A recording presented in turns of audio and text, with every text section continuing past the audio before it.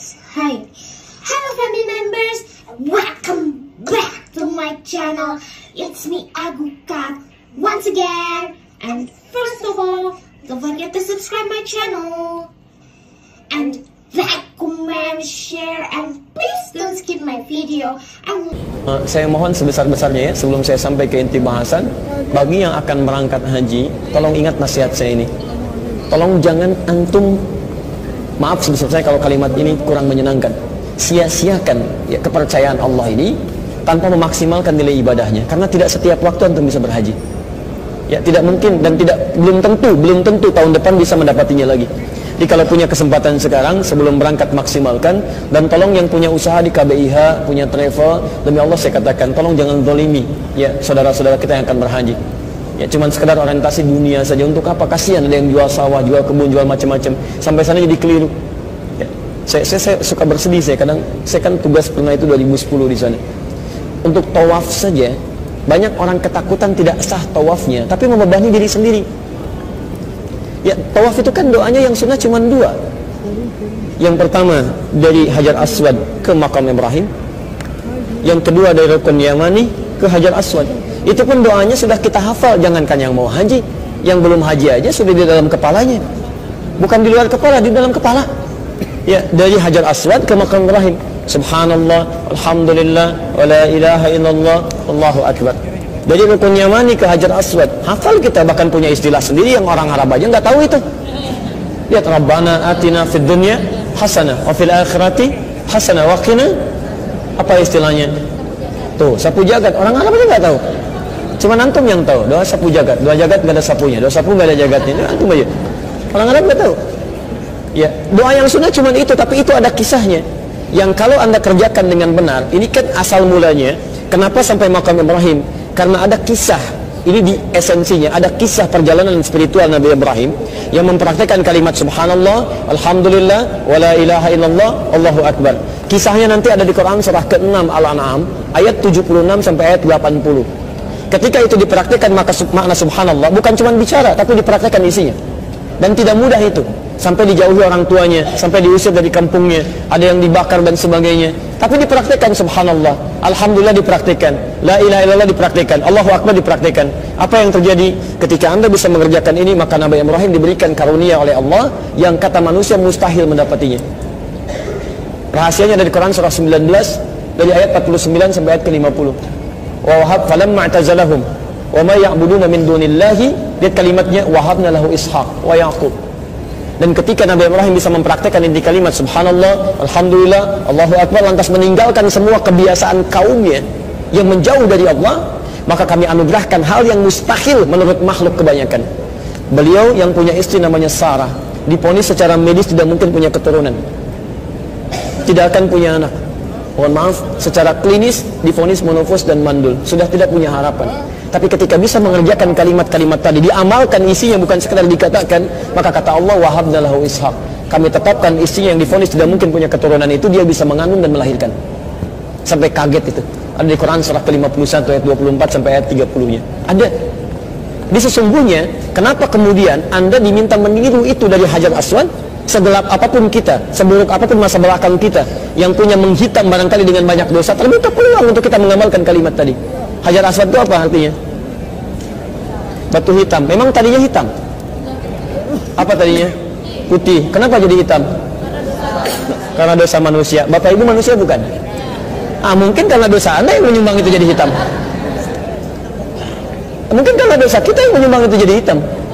Makanya ketika orang menatap Ka'bah dengan imannya, dia datang membawa kesalahan, itu bisa menangis. Kenapa? Karena tiba di situ rahmat Allah diturunkan. Ayo kamu segelap apapun dalam hidup, sebanyak apapun punya dosa, ayo bersimpuh kepada Allah saat ini. Anda bisa menangis. Ketika itulah sadari apa yang salah. Mungkin karena anda kurang Subhanallah, karena anda kurang Alhamdulillah, karena anda kurang La ilaha illallah, karena anda kurang Allahu Akbar. Ikuti dulu jejak Nabi Ibrahim. Ketika anda bisa ikuti itu, kenapa akhirnya sampai Makam Ibrahim? Ketika anda bisa kerjakan itu, maka Allah buka peluang. Mau minta apa sekarang? Jangankan yang biasa, yang mustahil pun seperti Nabi Ibrahim mengalaminya, saya akan kabulkan. Makanya anda boleh meminta di saat itu dari Makam Ibrahim sampai dengan Rukun Yamani, minta sebanyak-banyaknya. Boleh pakai bahasa Indonesia, nggak harus pakai bahasa Arab. Jadi saya suka kasihan kadang-kadang karena takut tawafnya itu tidak sah, akhirnya buka buku, muter lagi. Oh, pertama ini, kedua ini. Salah sih tidak.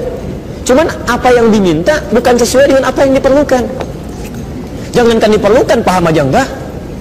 Di apa yang dibacakan tidak dipahami. Bagaimana permintaan itu bisa dikabulkan dengan baik, sedangkan Anda pun tidak paham apa yang dibaca. Akhirnya apa yang terjadi? Sudah dibaca-baca, lupa berapa putaran. Itu sering terjadi. Jadi saya mohon sebesar-besarnya coba belajar dengan baik. Akhirnya kenapa kemudian di Rukun Yamani sampai dengan Hajar Aswad dikembalikan kepada Rabbana atina fid dunya hasanah? Karena sifat manusia itu cenderung banyak punya keinginan. Jadi kalau disuruh minta. Sedangkan apa yang diminta itu belum tentu dibutuhkan. Silahkan cek. Bapak kalau punya sepeda, mau minta apa? Motor. Sudah punya motor, minta apa? Haji itu layak untuk diprioritaskan.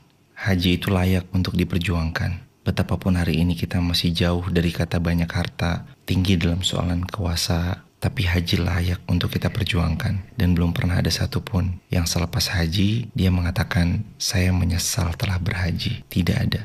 Sepahit apapun perjalanan hajinya, setidak mengenakan bagaimanapun episode perjalanan hajinya, pasti setiap kali ditanya, apakah mau berhaji lagi? Jawabannya selalu sama. Labbaik Allahumma hajjan. Ya Allah, kami ingin berhaji kembali. Ku penuhi panggilanmu untuk berhaji, ya Allah. Semoga Allah memberi taufik untuk kita bisa berhaji di waktu terbaik menurut Allah. Amin ya rabbal alamin. Umroh dan haji itu sebagai simbol pulang kepada Allah. Makanya haji umroh itu menggembirakan. Gitu, maka saya aneh juga melihat kalau ada orang yang mengatakan nggak usahlah menabung, nggak wajib hukumnya menabung untuk haji dan umroh. Ya memang nggak wajib, tapi kalimat man istata'a itu istata'a ada alif sin dan ta'nya itu adalah talabul istita'ah. Jadi kita disuruh untuk bisa. Jangan bilang, oh saya kan nggak mampu haji. Enggak. Kerinduan untuk pulang kepada Allah itu pasti. Haji umroh adalah belajar pulang kepada Allah. Maka tidak salah kalau kita menabung, berusaha untuk bisa. Ya, itu suatu hal yang wajar gitu. Kenapa orang berhaji dan umroh itu bergembira? Karena kata-kata haji itu kalau dilihat dari definisinya, al-hajju ma'nahu al-qasdu. Kata-kata al-qasdu itu ada sering kita dengar pada saat jelang subuh, namanya tarhim. Ilahi anta maqsudi waridhaka matlubi. Ya Allah, engkaulah tujuanku. Artinya tujuan hidup kita adalah bertemu dengan Allah Subhanahu wa ta'ala. Nah, karena haji dan umroh itu menuju Baitullah, itu artinya kita falyabudu rabb hadzal bait. Kita tidak menyembah Ka'bahnya, tapi kita mendatangi Ka'bah adalah kita mendatangi Allah Subhanahu wa ta'ala. Mendatangi Allah wa ilaihi raji'un itu berarti kita pulang ke kampung halaman kita. Ya, seperti orang pulang kampung, dia gembira. Begitulah orang yang pergi haji dan umrah. Sehingga walaupun sulit, walaupun berdesak-desakan, orang-orang yang berhaji dan umrah itu selalu bergembira hatinya. Ustaz, sebenarnya umroh itu wajib nggak sih, Ustaz? Ini sebenarnya mungkin banyak orang-orang yang mengira ya bahwasanya umroh itu hukumnya adalah sunnah. Oh iya memang itu. Banyak yang mengira ya, demikian ya. Tapi kalau kita perhatikan dari keterangan yang dijelaskan oleh para ulama, memang ada khilaf di antara para ulama. Tapi kalau kita lihat nih, ini di antara salah satu pendapat yang dibuatkan dari mazhab Syafi'iyah, umroh itu hukumnya wajib. Oh, iya? Selama memiliki istita'ah, kemampuan, baik itu fisik dan harta. Oleh karenanya ketika Al-Imam An-Nawawi rahimahullah pada saat menjelaskan di antaranya hukum haji, dia mengatakan bahwasanya yang namanya al-hajju fardhu, haji itu wajib, tentunya sesuai dengan kemampuan. Wal umrah, dan umrah itu juga kata beliau adalah demikian. Artinya sebagian ulama berpendapat bahwasanya umroh itu wajib, sebagaimana haji juga wajib, tapi umroh yang pertama. Tapi kalau kita perhatikan dari sejumlah dalil khusus mereka yang memiliki kemampuan, harta, kemudian juga fisik, maka jika dia punya uang, sementara kalau dia berhaji itu membutuhkan waktu lama, maka hendaknya dia mengutamakan untuk umroh dahulu, karena ada ulama berpendapat umroh itu wajib. Wah, Masya Allah. Jadi kebayang ya kalau ternyata secara hukum itu wajib bagi yang memiliki uang, mampu dan lain sebagainya, itu udah nggak bisa main main-main lagi ya menyikapi dengan hukum seperti ini ya. Iya. Iya, sebagaimana wajib kan ya begitu gitu. Wajib. Artinya apabila ada orang nih, Bang Der, dia punya uang, punya harta, dia malah sering jalan-jalan ke luar negeri, tapi untuk umroh dia merasa berat. Dengan anggapan ini tuh sunnah. Padahal jalan-jalan ke luar negeri kan, ya kadang-kadang banyak maksiat bisa menghantarkan kepada keharuman atau sia-sia lah buang-buang harta. Seharusnya yang lebih utama